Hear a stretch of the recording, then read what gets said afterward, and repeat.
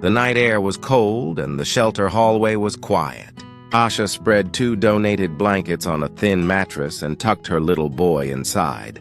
He pressed his cheek to her shoulder and whispered, "Mom, will we have a home again?" Asha kissed his forehead. "Yes, my love. Not today, but one day. I promise." Just months before, life was ordinary. Asha worked in a small office, answered emails, made coffee, and picked up her son from school on the way home. But after the fire, after the smoke, the sirens, the neighbors standing in the street with frightened faces, everything changed. Their apartment was gone. Their photos, their clothes, their books, all turned to ash. With no family in the city and nowhere to go, they found a bed at the shelter and tried to sleep through the noise of worry. Every morning, Asha woke before sunrise. She braided her son's hair, checked his backpack, and walked him to the school bus with a smile that hid her fear. When the bus turned the corner, she walked back to the shelter's computer lab, sat in front of the old keyboard, and began to search. She filled out forms until her fingers ached. She wrote cover letters with gentle honesty.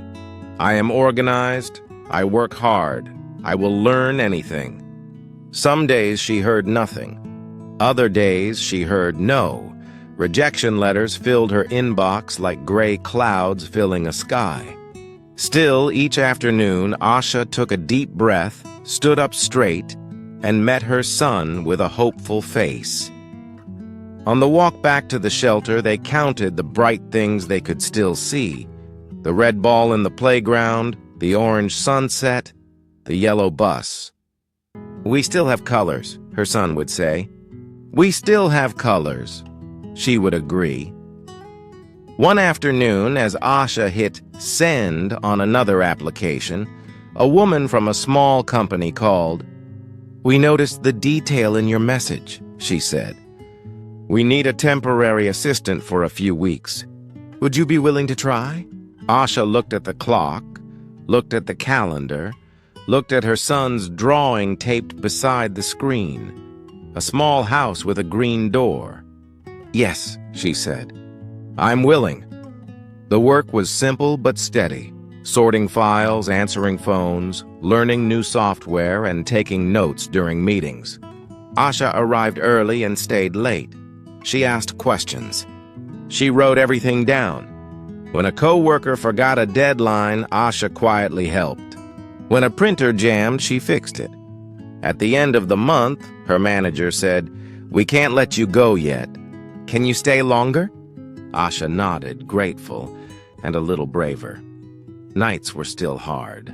After her shift, she hurried back to the shelter, helped with homework at a shared table, and then folded laundry that never seemed to end. On weekends, she picked up extra hours cleaning offices, tucking every saved coin into a small envelope she kept hidden inside a library book. She didn't buy new clothes. She didn't buy takeout. She bought time. Time to move forward. Little by little, the envelope grew thicker. Asha kept a notebook titled Home, where she wrote down prices, neighborhoods, and questions. She learned about deposits and rentals. She learned how much electricity costs.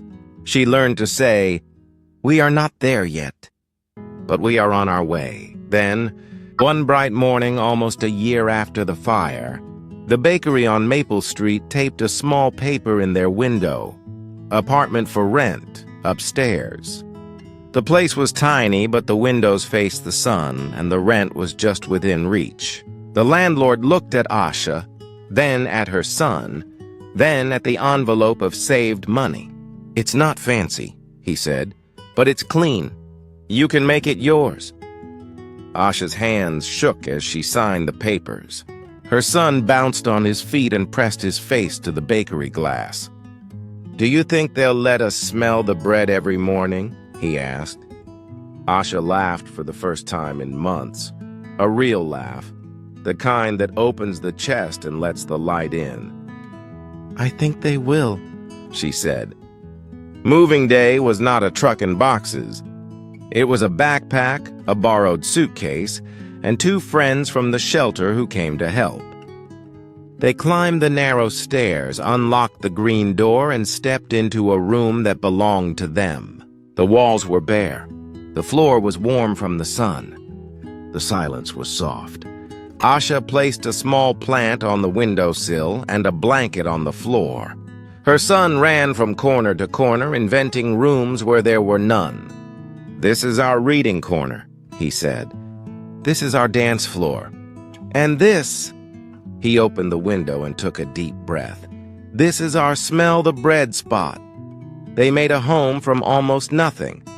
Asha found 2 mismatched chairs on the curb and cleaned them until they shone. She bought a second-hand lamp and a tiny rug with bright stripes. On Saturdays, they painted old jars and turned them into pencil holders. On Sundays, they planted seeds in a long wooden box outside their door, basil, mint, and a single tomato plant. "Water is hope," Asha told her son, handing him the small can. "A little every day." Work stayed busy. Asha's temporary job turned into a contract, then into a part-time position with better hours. Her manager noticed her careful notes, her calm voice, and the way she solved problems without noise. One afternoon he said, "You have a gift for steady work. Would you like to learn more and grow here?" Asha smiled. "Yes," she said, "I would." At night, in their warm little home, Asha cooked simple meals and listened to her son read aloud from library books. They measured the tomato plant with a ruler and celebrated every leaf. The bakery downstairs became their morning music, trays sliding, ovens humming, voices laughing. Sometimes the baker sent up a paper bag with 2 small rolls inside. "For your new life," he would say. Asha always wrote a thank you note and tucked a sprig of mint inside. Months passed. The plant grew taller. So did her son. And one evening, as the sky turned purple, Asha stood at the window and watched city lights bloom like stars. She thought of the fire, of the gray smoke and the loud sirens. She thought of the shelter, of the hard beds and the kind faces. She thought of the envelope in the library book, of the first yes, of the stairs to the green door, of the tomato seed that became a vine. She felt something she had not felt in a long time, safe. Her son tugged her sleeve. "Mom," he whispered, "we did it." Asha bent down and wrapped him in her arms. "We did it," she whispered back. "And we're not done. We're growing." Later that night, when her son was asleep and the apartment was quiet, Asha sat at the little table with her notebook. On the first page, she wrote 2 words, "Thank you." On the second page, she wrote 3 more, "Keep going, always." She realized the fire had not ended their story. It had started a new chapter. The loss had revealed her courage. The fear had taught her patience. The work had built her strength, and hope, small and stubborn, had led her home. This is what Asha learned, and what she offers to anyone listening now. Even in the darkest nights, keep a small promise to yourself. Do one brave thing each day. Save 1 coin. Write 1 application. Water 1 seed. Ask for 1 chance. The steps may look tiny, but they point in the right direction. And one morning you will open a door, maybe a green door over a bakery, and realize that your life, piece by piece, has become a home. So if you are tired, if you are scared, if you are starting from nothing, remember Asha. Remember the blankets that became a bed, the computer that became a job, the envelope that became a key, and the seed that became a garden. You are not stuck. You are building. And when you finally turn the key and step inside, breathe in the warm air, look at the light on the floor, and say what Asha said in a voice steady with joy, "We did it." Then smile and keep going. Your next chapter is already waiting.